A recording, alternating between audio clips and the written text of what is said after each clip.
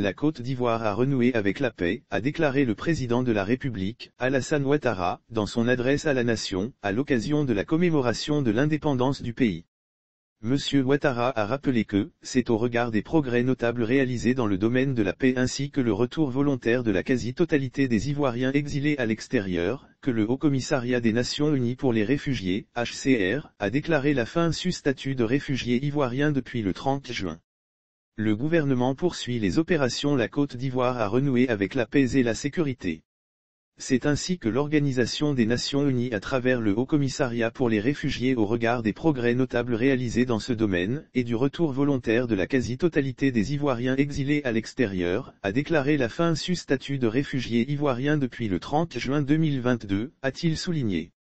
Lire aussi après le discours du président Alassane Ouattara, Laurent Gbagbo convoque d'urgence son état-major. Alassane Ouattara a assuré qu'au plan sécuritaire, le gouvernement poursuit le renforcement de la formation et des capacités opérationnelles des forces de défense et de sécurité ainsi que la lutte contre le terrorisme, l'orpaillage illégal et le trafic de drogue.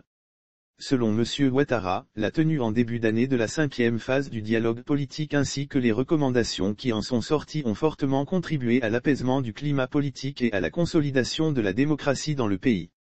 Il a ajouté que la rencontre fraternelle avec ses prédécesseurs Henri Konan Bédié et Laurent Gbagbo le 14 juillet a été un atout de décrispation.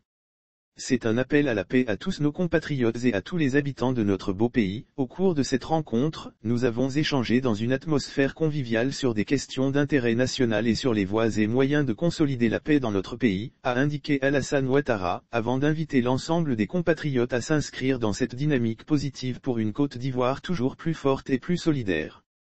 Le chef de l'État a expliqué que la célébration de la fête nationale, cette année à Yamoussoukro, est placée sous le sceau de la consolidation de la paix et la cohésion sociale. C'est un appel à la paix à tous nos compatriotes et à tous les habitants de notre beau pays, a lancé le chef de l'État.